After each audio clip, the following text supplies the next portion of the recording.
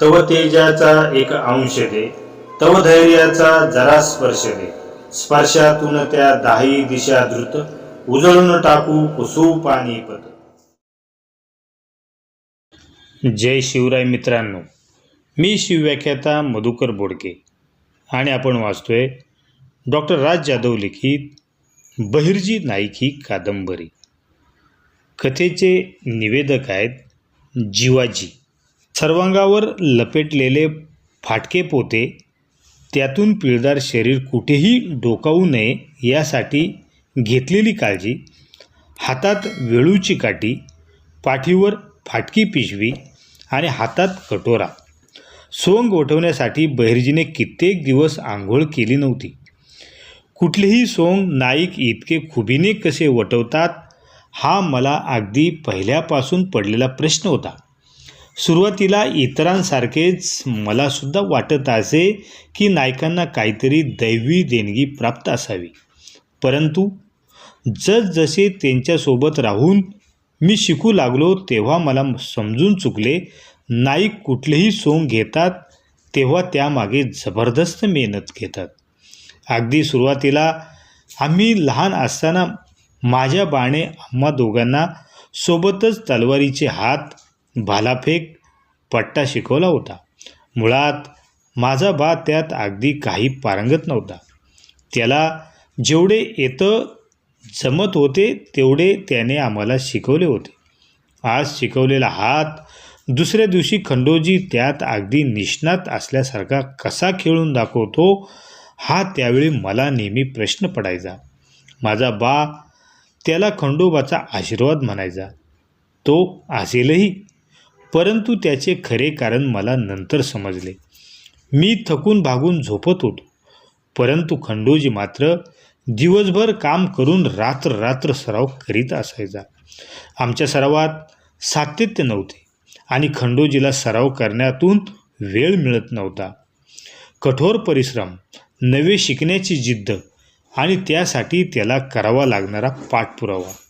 नाईक आणि मी जवळपास एकाच वयाचे होतो, तरीही नाईक माझ्याहून अनुभवाने दुप्पट मोठा होता. कारण मी रात्र झोपत होतो, नाईक 2-3 दिवसातून एकदा कधीतरी झोपायचा. कुठल्याही कलेत आणि विद्येत पारंगत झाल्याशिवाय त्याला चैन पडत नसे. त्याचाच परिपाक म्हणून आज खंडोजी बहिर्जी नाईक होता. कुठलेही सोंग वठवण्यासाठीच त्याचा त्याग तर बेजोड होता. तो स्वतःची शरीराची, मनाची, आरोग्याची पर्वा करत नसे. अगदी पहिल्या मोहिमेपासून मी त्याच्यासोबत होतो. दुसऱ्या मोहिमेत खंडोजीने जेव्हा फकीराचा वेश धारण केला होता तेव्हा त्याने आपले डोळे लालबुंद होण्यासाठी कुठल्याशा झाडाचा पाला आपल्या डोळ्यात पिळला होता. पुढे कित्येक दिवस त्याच्या डोळ्याची आग होत होती.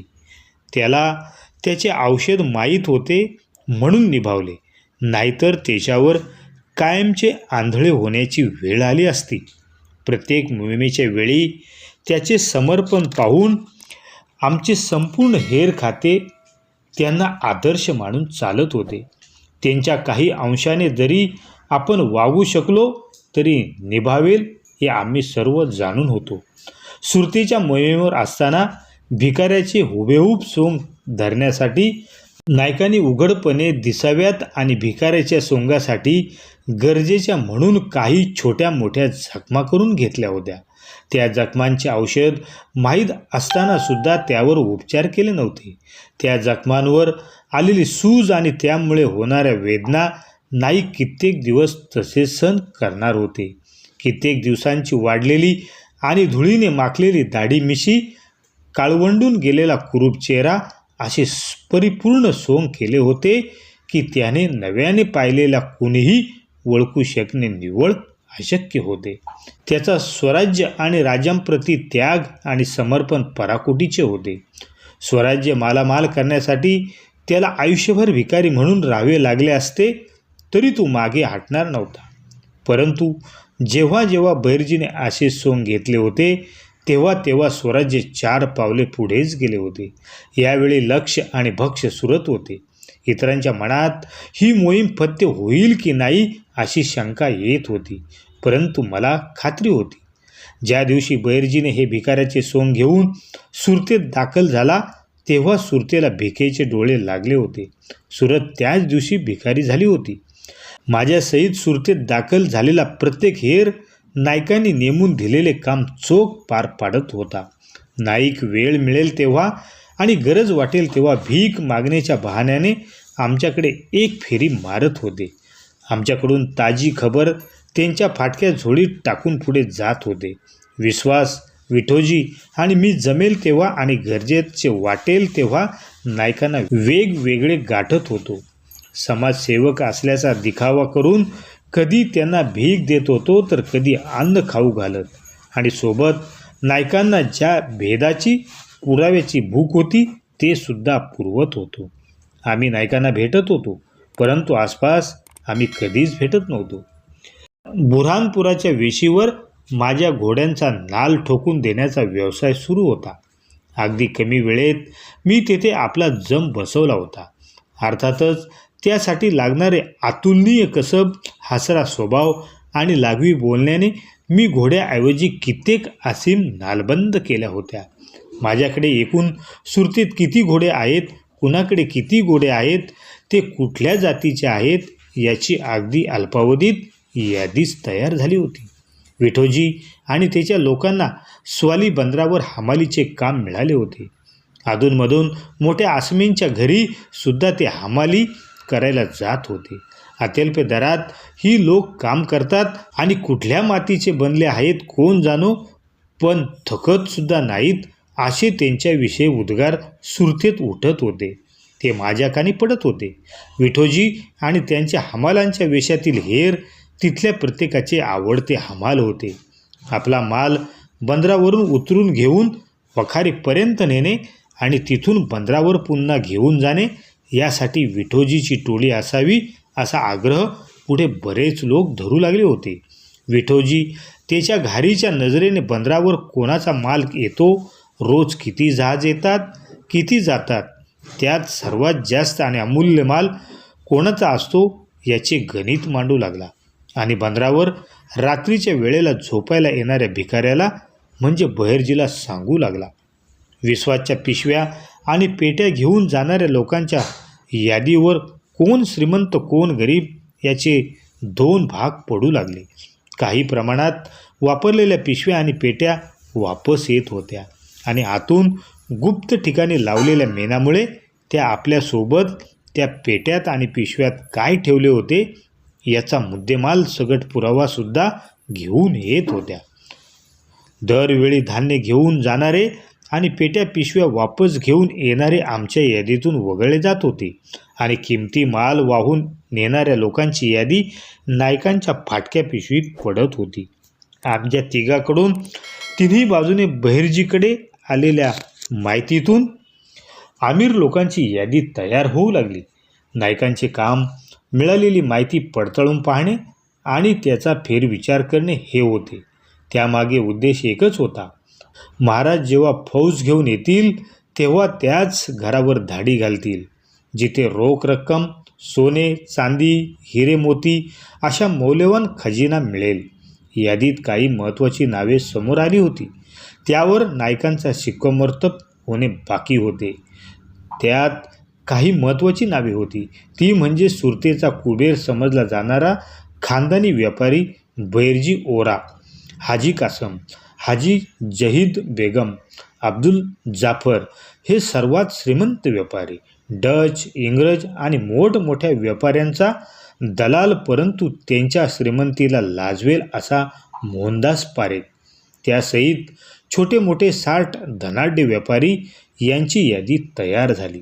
सोबत सुरतेत इंग्रज, डच आणि वलंदेजांचा वखारी होत्या. ख्रिस्ती लोकांचा प्रचंड श्रीमंत मठ होता. त्या मठाचा श्रीमंत ख्रिश्चन मठाधिपती होता फादर ॲम्ब्रोज. नायकांना या सर्वांच्या कुंडल्या काढायच्या होत्या. त्या सर्वांशी शहानिशा करायची होती. त्यांच्या संपत्तीचा एकूण अंदाज घ्यायचा होता आणि मगच अंतिम निर्णय घ्यायचा होता. प्राथमिक स्वरूपात सुरतेचा श्रीमंत ठिकठिकाणी यादी तयार झाली होती. परंतु नाईक इतक्यावर समाधानी होणार नाहीत हे आम्ही तिघेही जाणून होतो. नाईक त्या सर्वांची इतंभूत माहिती काढणार होते.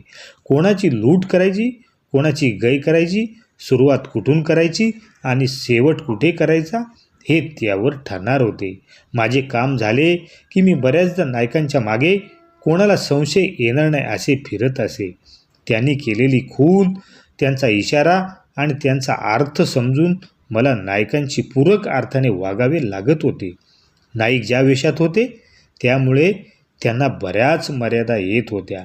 या मर्यादा भरून काढण्याचे काम माझे होते. भिकाऱ्याच्या वेशात नाईक संपूर्ण सुरतभर फिरत होते. जे जे समोर भेटेल दिसेल ते अर्थपूर्ण नजरेने टिपत होते. आम्ही दिलेल्या गूढ माहितीच्या आधारे सुरतेची चिरफाड करीत होते. सर्वात जास्त धन कमीत कमी मेहनतीने आणि कमीत कमी प्रतिकार झेलून कुठे मिळेल याचा शोध घेत होते. विश्वाचा आखाडा खरा ठरला होता. बहिर्जी ओरा सुरतेचा कुबेर होता. त्याची एकट्याची संपत्ती 80 लाख होण्याच्या घरात होती. त्याच्या 3 मजली वाडा, तो वाडा नव्हताच, धनाचे कोठार होते. पिढी जात कमावलेल्या आणि साठवलेल्या संपत्तीमुळे त्याला कुबेराची तिजोरी म्हटले तरी वावगे ठरणार नव्हते. बहिर्जी ओरा हिऱ्यांचा व्यापारी होता. त्याच्या आलिशान 3 मजली वाड्याच्या मागेच त्याचा हिऱ्यांना पैलू पाडण्याचा कारखाना होता. त्याची वाट त्याच्या वाड्याच्या द्वारातूनच जात होती.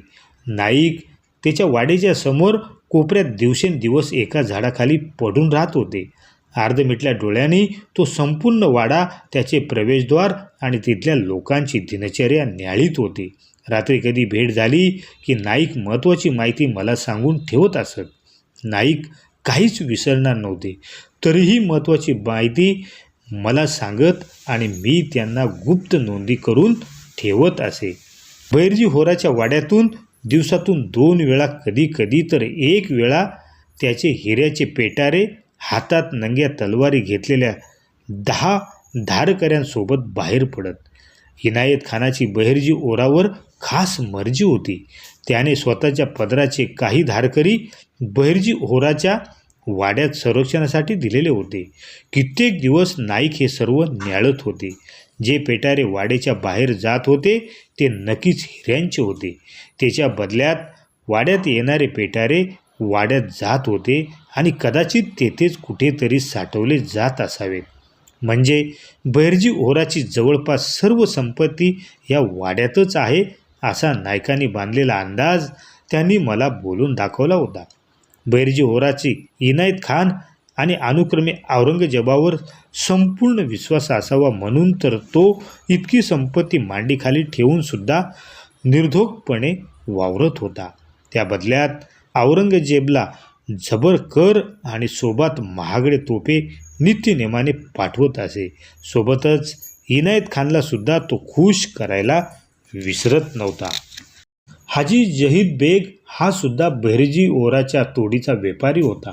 जातीने मुसलमान असल्याने त्याला बहिर्जी ओरापेक्षा अधिक सुविधा आणि व्यापाऱ्यास अनेक सवलती मिळत होत्या. म्हणून तो अगदी कमी वेळेत अधिक प्रगती करू शकला होता. त्याचा महाल इंग्रजांच्या प्रचलित वखारीच्या अगदी बाजूला होता. त्याच्यामध्ये फक्त एक भिंत होती. त्याचा संपूर्ण व्यापार इंग्रजी, डच आणि पोर्तुगीजांसोबत चालत होता. इंग्रज अधिकारी जॉर्ज ऑक्शडन सोबत त्याचे अतिशय निकटचे संबंध होते. हे आम्ही त्याचे सततचे भेटणे, एकत्र दावत करणे आणि व्यवहार करणे यावरून समजून गेलो होतो. हाजी बेगकडे निर्विवाद अमाप संपत्ती होती. त्याच्या मालावर धाड टाकली तर सुरतेची मोहीम यशस्वी होऊ शकणार होती. इंग्रज मात्र हाडाचे व्यापारी होते. त्याची सर्व गुंतवणूक ते त्याच्या माल आणि वस्तूमध्येच करत होते. त्याचा अनुभव मागे राजापूरला आला होता. राजापूरला इंग्रजांची संपूर्ण वखार खणून काढली तरी नगद फक्त 25,000 होऊन आमच्या हाती लागले होते. इथे सुद्धा तोच प्रकार घडेल हे नायकांनी केव्हाच ताडले होते. हाजी जहीद आणि मुल्ला अब्दुल जाफर हे सुरक्षित सोन्याचे सर्वात मोठे व्यापारी होते. सोन्याच्या व्यापारात यांची बरोबरी त्यावेळी संपूर्ण हिंदुस्थानात कोणीही करू शकत नव्हते. दिवसागणिक देशाविदेशातून कच्च्या सोन्याचे पिंपाचे पिंप भरून येत होते. त्याच्या कारखान्यात त्या सोन्याला शुद्ध केले जात होते आणि पुन्हा जागतिक बाजारपेठेत ते सोने पाठवले जात होते. येणाऱ्या आणि जाणाऱ्या पिंपाचा हिशोब नाईक कित्येक दिवस लावत होते. त्यावरून यांच्या कारखान्यात आणि घरावर धाडी टाकल्या तर प्रत्येकी 20-20 सोन्याचे भरलेले पिंप मिळू शकतील अशा निरीक्षणांती आम्ही अंदाज बांधला. मुल्ला अब्दुल जाफरकडे त्यावेळी 500 जातिवंत अरबी घोड्यांची पागा होती. त्याच्या घरी कित्येकदा घोड्यांना नालबंद करण्यासाठी मी जात होतो. त्या निमित्ताने अत्यंत मोलाची माहिती माझ्या हाती लागली होती. मुल्ला अब्दुल जाफरच्या वाड्यातून बाहेर पडणारे सर्व पिंप पेटारे पिशव्या स्वालीकडे जात नाहीत, तर त्यातले बरेच पिंप त्याच्या मावस भावाकडे म्हणजे गफूर खानच्या तेलाच्या कारखान्यात जातात. नायकांना मी ती माहिती पुरवली. नायकांनी त्या माहितीच्या आधारे पाठलाग करून काही दिवस निरीक्षण केले. त्याचा अर्थ साफ होता, मुल्ला अब्दुल जाफर आपल्या सोन्याचे पिंप गफूर खानच्या तेलाच्या कारखान्यात तेलाच्या पिंपासोबत ठेवत होता. इंग्रज, डच आणि वालेंदेजा वखारी कच्चा माल, मसाले, उंची कापड, अत्तर असे एक ना अनेक वस्तूंनी भरलेल्या होत्या. तिथे सोने, चांदी, रुपे, हिरे आणि रत्ने भेटण्याची शक्यता फार कमी होती.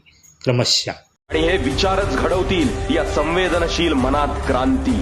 राजे आहोत आम्ही, पण हात जोडून विनंती करतो, वेळ गेलेली नाही, जागे व्हा आणि आपल्या धमन्यांमध्ये जागवा मर्द मराठ्यांचं सळसळतं रक्त. अरे कोण होते माझे मावळे? ही सर्वसामान्य जनता. मी त्यांना अभय दिलं आणि त्यांनीच स्वराज्य घडवलं.